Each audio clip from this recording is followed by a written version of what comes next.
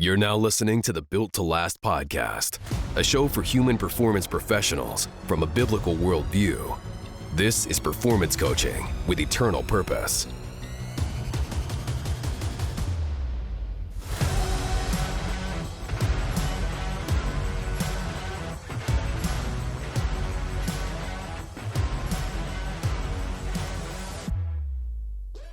All right, guys. Hey, I just want to welcome you to another episode of the Built to Last podcast. My name is Zack Fleming. I'm the strength conditioning coach at Dobyns-Bennett High School in Kingsport, Tennessee. I'm not the usual voice you hear. I'm a guest hosting today for the guys. Really excited about being on here and our guest today. He has impacted me a whole lot just in my life and my ministry. I'm so excited just to get to hear him share today. Our guest is Brad Perry. He's the Fellowship of Christian Athletes Area Director for East Tennesse and Southwest Virginia. And I'm just going to open up to Brad and let him share, and then we'll go from there. Brad?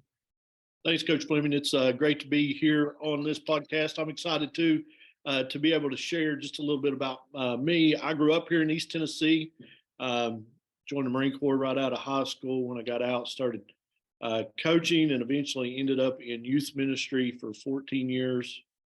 5 years as a senior minister. During that whole time as a youth minister, was active in a local school coaching, mostly wrestling, a little bit of track, a little bit of girls softball, but just consider myself what I call a community missionary. I just want to be active out in the community, and I use sports to do that. Almost 6 years ago now, FCA came calling, and I joined the FCA team here in East Tennessee, initially as a Kingsport, Sullivan County area rep, and since have been moved into another position, just kind of overseeing and leading all of East Tennessee and Southwest Virginia. Love what I do, love being in the local schools and working with coaches and athletes. The one of the coolest thing I think about, is we met just on a cold call, I guess, when you got hired. I was sitting at lunchtime at my house because I was able to go home that day, and I'm sitting here, and of course, you don't ever answer phone calls that you don't know the number to anymore. So I was like, I don't even know if I want to answer this. Hello, hey, is this Coach Fleming? Yeah, who's this? That was kind of short because I didn't know who it was, and I'm so thankful I did, because it evolved into to where we're at now. But one of the coolest things I think, just is that in today's world, coaches are teachers. Coaches are working in the outside world of the high school. You got to do what coaching is full-time in two locations all the time. You get to do ministry at the church and ministry at the school all the time. And so just, if you don't care, just to kind of dive in how you manage that, how you did that. I'd imagine it's a little different going from the pulpit to the wrestling mat and how you deliver the gospel, but just share a little bit about that and some things you might have learned. Very different going from one place to the other. Being in youth ministry, though, for the first 14 years, it was kind of a natural fit in that, as a youth minister, I wanted to be where my students were. I didn't want to be stuck in the office because there wasn't any kids coming there. So coaching actually got me my foot in the door at our local school. And then once we got there, it's just making yourself irreplaceable, trying to be good enough as a one-dimensional coach that they needed to keep me around, and then moving into that second, third dimension where we were actually impacting not just the physical aspect of our athletes and other coaches around us, but diving into more mental and knowledge, and then eventually the spiritual aspect of leading them and introducing them to Christ. So balancing that was difficult in the sense of, parts of my year, especially during wrestling season, I would be more focused, and then I had to be more intentional to make up for that in the ministry during the off season. But a lot of it just came down to communication with staff, both at the school and at the church, and then just being intentional with your schedule and how you do things. I'm going to ask, I got two questions from that. So first one, I want to ask that, I'm at a public school. A lot of folks that are listening are at public schools. You are at a public school as well. Yeah. And so we talk about wanting to get to that third dimension. The first one, we know you got to be a good coach to keep your job. That second dimension, Great. That's a great step in the right direction. But we want to get to that third dimension if we're talking about actually impacting our community for Christ. And so, how and in what ways did you address getting to that third dimension? You know, it's no secret you're a pastor, obviously, during your quote unquote day job, but at the school, the public school, how do you get to that third dimension? Um, with your kids. I think the most important thing was they knew who I was. Mm-hmm. They knew I was a pastor, and I didn't hide that from them. I also come in as a pastor with no judgment. So I didn't have any problem saying, hey, I am a follower of Jesus, but if you're not, no judgment. I'm okay with that. You do you, but here's who I am. So I was just open on the front end of who I am. So it was never a surprise coming in. The other thing, and I still tell my guys with FCA this, if you're going into a public school, just be helpful. They need help. And if you're helpful, then they will allow you to do more, speak more, and be seen more. It's almost, and I don't know where I first heard the saying, but you got to earn the right to be heard. Yeah. So being helpful earns the right to be heard. A short story. I went to a local high school, was going to be a character coach for a baseball team. They were going to let me go for the first practice. I'm going to meet the team, and coach never introduces me. It just don't happen. As the kids practice is over, the kids are walking to the locker room, and the coach yells, "The FCA guy is here if anybody wants to talk to me." Obviously, I didn't talk to any kids that day. Yeah. Later on that week, it was pouring down the rain. I was coming by that school from another school, stopped and helped the coach clean off his field for practice. Ruined a perfectly good pair of dress shoes because I'd been in a meeting. But the next practice I came to, practice started with us doing devotions and praying over the team, all because I was helpful. So, yeah. I think the key is be open, transparent about who you are. Don't be judgmental. Be helpful. And I think this is the one that a lot of people miss. It's just the power of presence. Mm-hmm. If you're there and you're helpful and you're transparent, you're not judgmental, you're going to build relationships that allow you to speak into the lives of people. So I would say that, I'm sure there's more things, but, for me personally, it's just going, being transparent, not being judgmental, being relational, being helpful. Well, that's what Jesus talks about, like, what did you do to those that were hungry, those that were cold, that were naked? Like, did you clothe them? Did you feed them? Did you do those things? Yeah, that's part of the gospel, right? We've got to, and so if we're doing that, and kids they're not dumb. They know if you're just there trying to make, just say this and say that. They don't much care about, well, who's this? There's FCA guy. He's going to talk about Jesus, but when you go show them Jesus, then those words, you're absolutely right on that. Another thing that I hear you say this all the time, and our kids hear you say all the time, and you've already said it a couple of times today, just intentionality. And I love that because for me, what I take out of it is just, there's no part of this life that God continues to give me. Every breath has purpose. But if I allow myself to just aimlessly roam through it, I'm wasting it. How do I either focus on intentionality, how to improve my intentionality, kind of take us through your journey with that kind of foundation of that word to you, and whatever you think on it. Well, I think first and foremost, I go, to God's word in Jeremiah. He says, while you were still in your mother's womb, I formed you.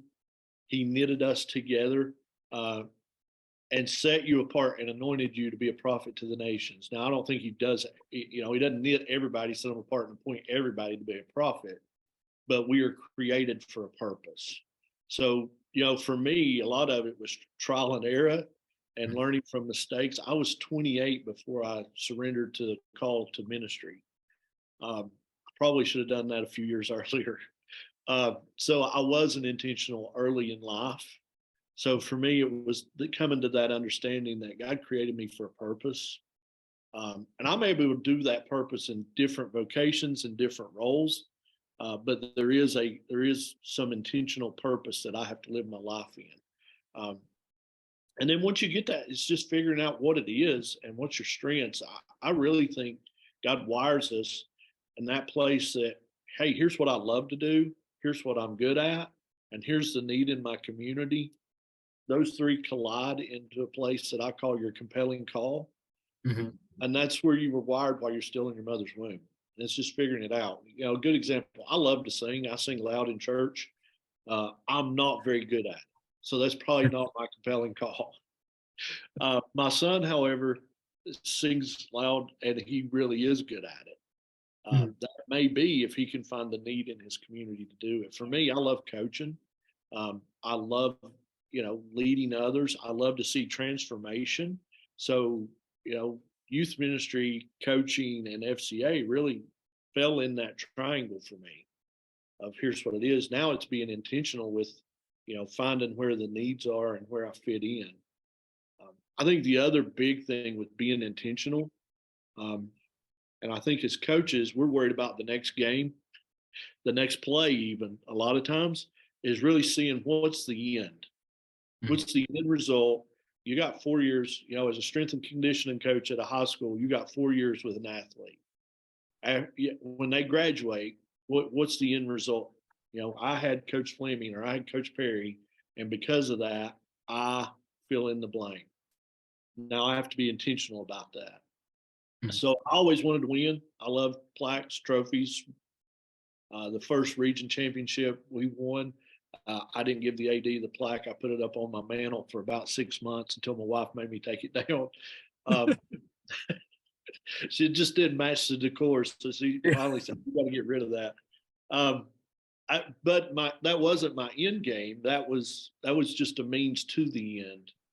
The thing that I really wanted was athletes 10 years after they had wrestled for me to come back and introduce me to their kids, or come back and tell me that they were involved in their local youth group, that they were married and doing well, that they were successful and had a job. So I needed to gear everything toward that, be intentional toward that end. But a lot of times we don't see the end, we just see the next game. And it's hard to be intentional on a three-dimensional level, especially if all you see is the next game.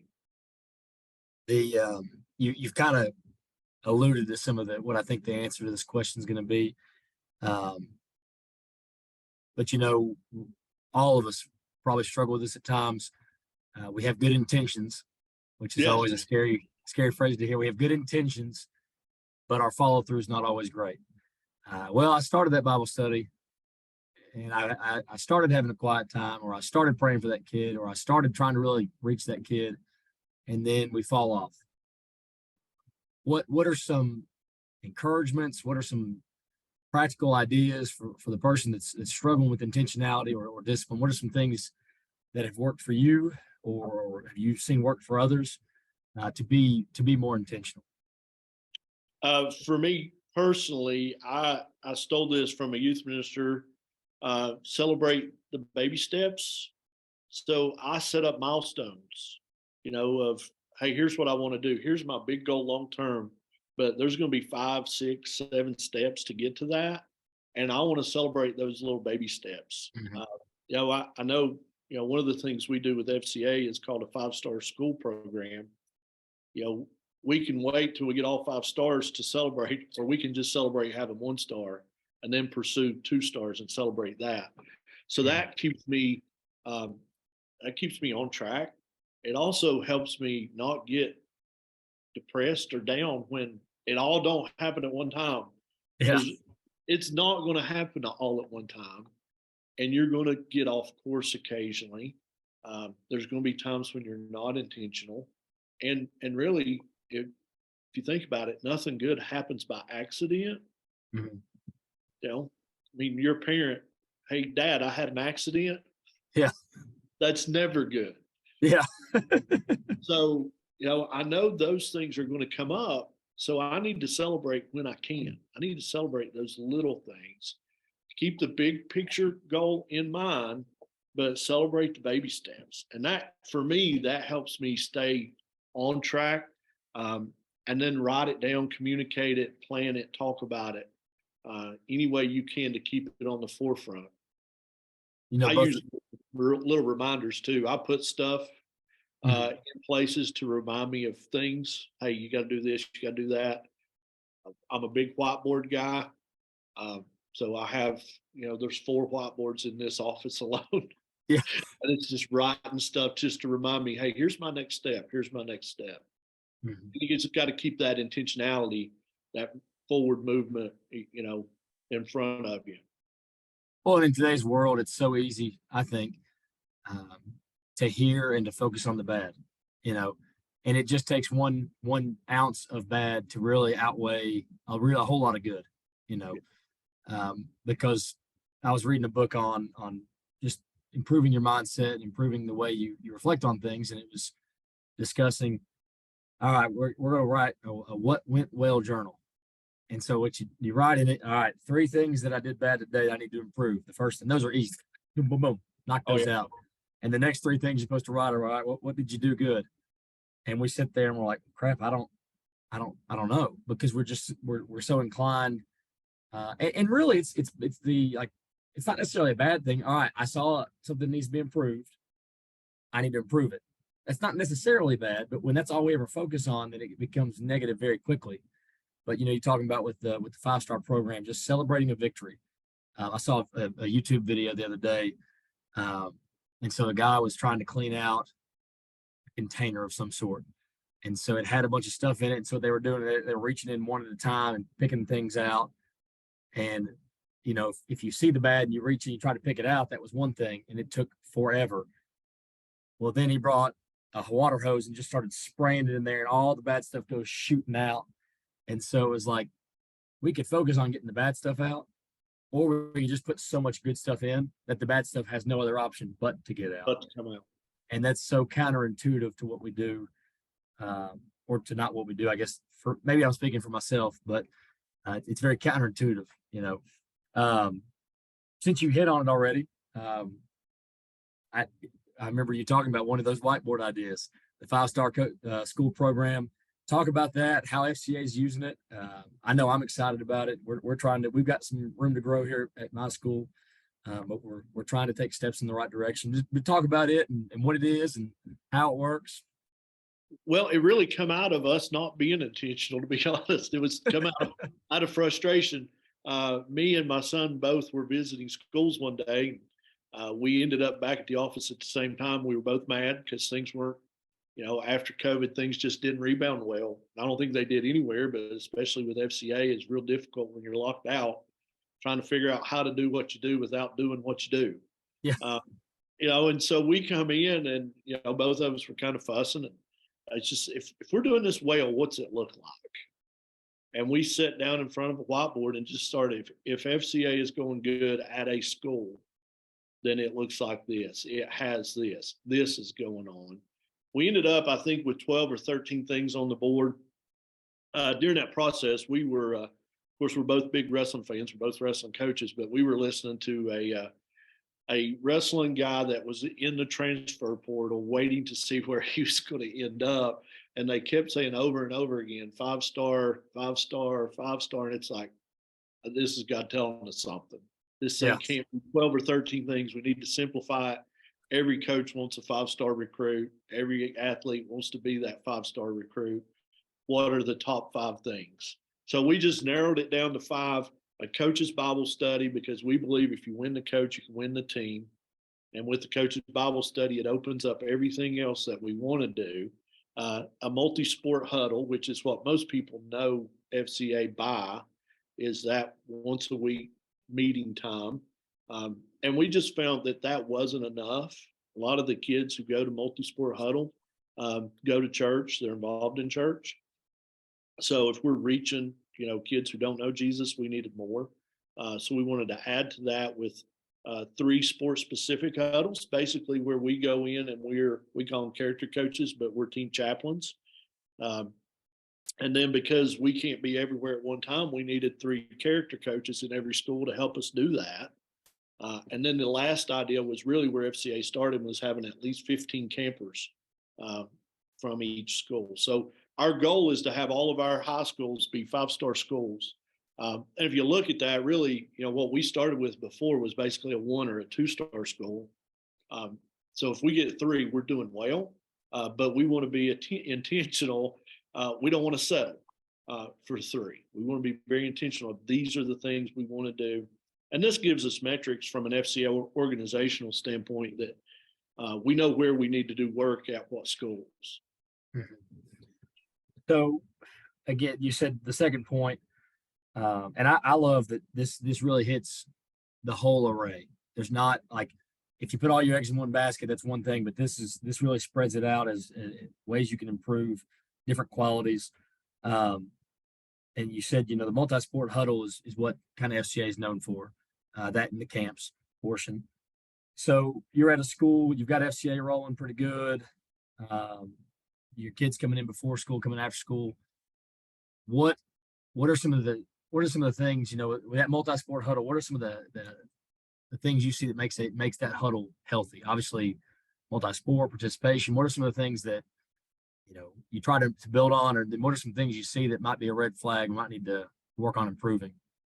I think the biggest thing is leadership, because those are usually student led in most of our schools.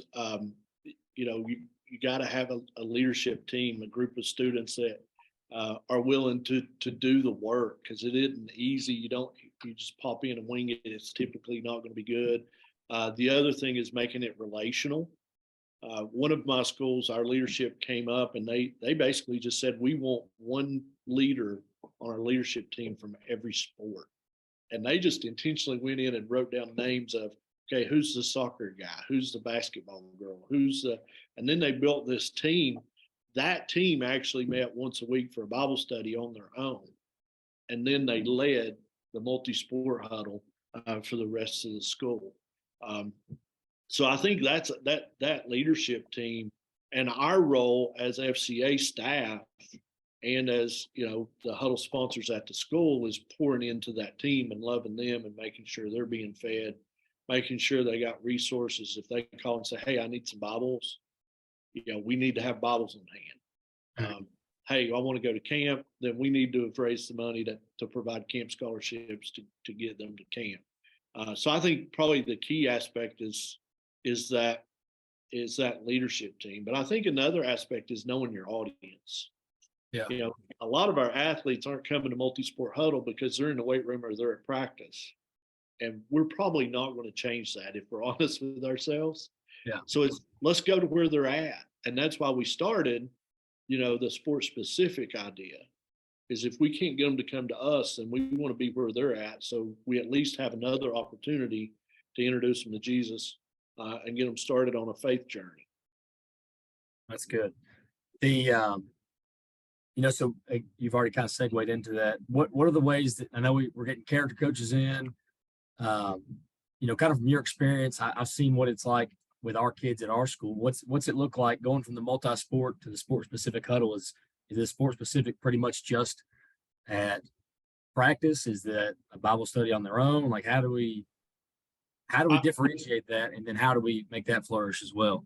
Here's what I did when I was full-time doing character coach. I wanted to show up once a week.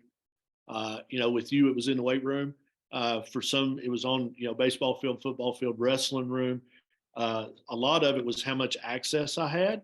I know when I come to your weight room, there's not a lot of limitations. Yeah. When I went to some places, they were, some places I was a character coach. Don't mention Jesus. So yeah. I took the rope that was given to me and went where I could, but I didn't want to not go. Mm-hmm. So be helpful when I'd come in, do the devotion. At your place, I'll stick around for some time. I'll talk to kids. You got a couple wrestlers that are in the weight room. When I would be in there, I'd always make sure that how you doing? Preseason going all right? How's your weight? Talk to girls softball. A couple of those girls, really connected with, and just ask them how they were doing. But I think that's the thing, is being helpful with the coach. I go to one school as a wrestling character coach, and I do devotion, pray with the team, and then the coach says, "Hey, Coach Perry is here. If you're a heavyweight, if you weigh over 195 pounds, you're in that circle over there. Coach Perry's got you for the next 45 minutes." And it's that gives me an open door of just being helpful. Now I get to pour in to the team with a devotion, but now it gets personal because now it's one-on-one stuff, one-on-3 stuff. So for me, that's a lot of it is building a relationship with the coach and then taking the opportunities that they allow you to have. That's why that coach's Bible study is so important. Yeah. Yeah. And I think, I mean, we mentioned it earlier. I think you hit it again, be helpful. Like whatever I can do, I'm going to do it. I'll do whatever I can, whether that's I'm going to take the heavy weights or I'm going to go help out at softball practice. I'm going to make myself indispensable to the program for the sake of the gospel, for the sake of the kids, right? For the sake of the opportunity there. Sometimes I know for me, some of the things that make me frustrated are some of the things I don't get. The things that bring me back are the things I do get. Maybe I don't get X or Y or Z, but I do get the opportunity to meet that kid the next day, or I do get the opportunity to pray for that kid again. I think, again, we talked about it just a few minutes ago, and that's the mindset of, okay, I got to focus on and celebrate the wins, celebrate those little things there, build on those, and not let the negative things impact us so negatively. One of the real struggles is kids that you don't really need in your program. I mean, it's hard to say, and it sounds mean, but those kids need your program worse than you need them. And I have stories about kids who've called me, and I'm like, that kid just totally drove me crazy. I was so glad when they graduated, but then I didn't realize unintentionally, almost, if I'd have been intentional with that child, how much more could I have done? Yeah. So there are a lot of kids in our weight rooms, in our locker rooms, that need us more than we need them as an athlete. And those are the ones, that they probably don't have anybody at home. It's probably not a good environment for them to go to, may not have role models in their lives, that if we're not intentional, we're going to miss so many of those opportunities to impact their lives. So I think, 3-dimensional coaching and even 5-star gives us the opportunity to be in front of those kids that really need us more than we need them. Yeah.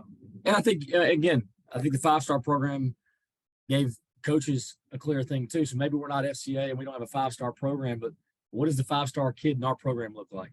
We need to define what success looks like so we can celebrate success, so that we can also identify the weaknesses so that we know where we need to grow, right? So that we can celebrate those baby steps, so that we can be intentional in reaching those kids that God's entrusted us with.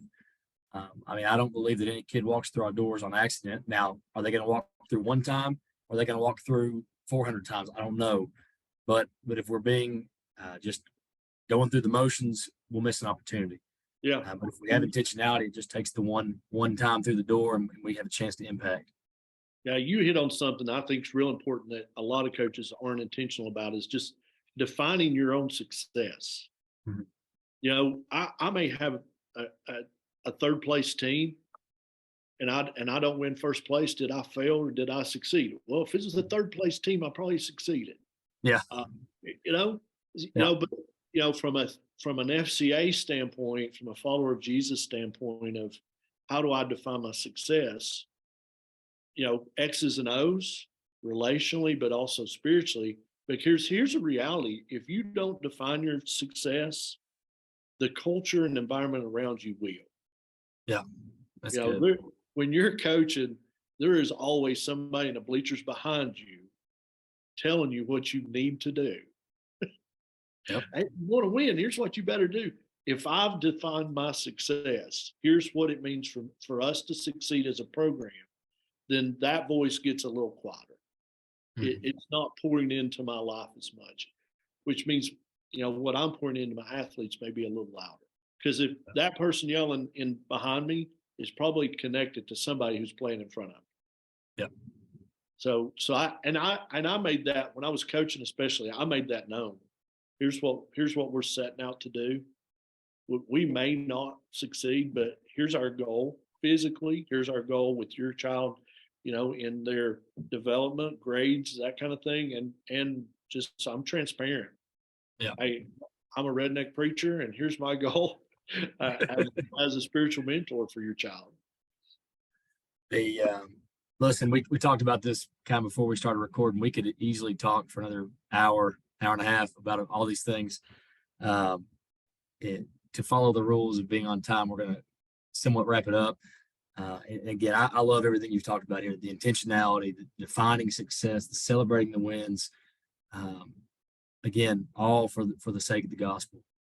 And that's at the end of the day, that's why we're in this. This is ministry. It just looks like it from a weight room. It just looks like it from, coaching on the mat. It looks like it coaching on the volleyball court. It doesn't matter if it says coach, whoever. That's still ministry.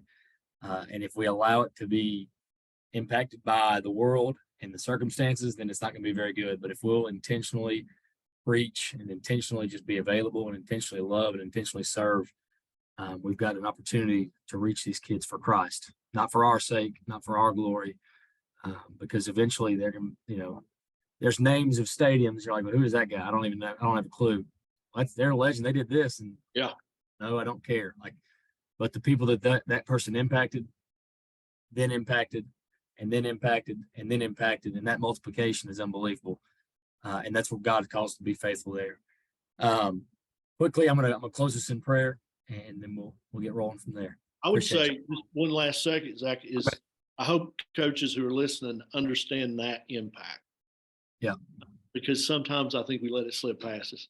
I don't know how many times I raised two athletes that my kids would come home and say, Dad, Coach said, and I could have said the exact same thing 1,000 times. It didn't matter. It doesn't matter. Coach said it was the gospel.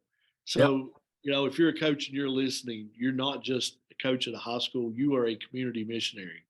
Mm-hmm. You have the greatest opportunity to influence young people, more so than anybody else other than parents. And, as family breaks down, I'm afraid some of that may even, being going upside down as well. Yeah. So don't miss the opportunity to make an impact and influence the young people that God has put in your path. Be intentional with that. And there are those of us out here in the world who see what you're doing, and we appreciate it. Absolutely. Listen, that's it. Go a community missionary. Gosh, it's such a good concept, good reframe of what coaching is. Again, we get so caught up on the X's and O's sometimes that we forget the ultimate mission. So I appreciate you reminding us of that. Let me pray, and then we'll roll. Heavenly Father, thank you so much for the time you've allowed us to have here. Just the grace you've given us through Jesus on the cross to have the opportunity just to freely come, speak, and learn about you. We just pray for Brad. We just thank you for his impact. I'm thankful for his impact in my life, for our kids' lives. I'm thankful for the way that you've worked in and through him. Father, I pray you bless his ministry and you bless FCA, and you be with them, Father, that you give clear guidance, Father, the humility for him to hear and to follow the steps and the path that you lay out before him. Father, for those listeners, I just pray that you move in their hearts in a way that draws them closer to you, Father, that creates intentionality in their coaching, Father, that we don't let any kid just slip through the cracks, Father, that we follow your call in our life to go make disciples, Father, to teach them to follow your commands, God, to do both of those things. But God, we can't do that unless we're intentional. So God, we just pray that you lay that on our hearts as we follow you. In Jesus' name, amen. Amen.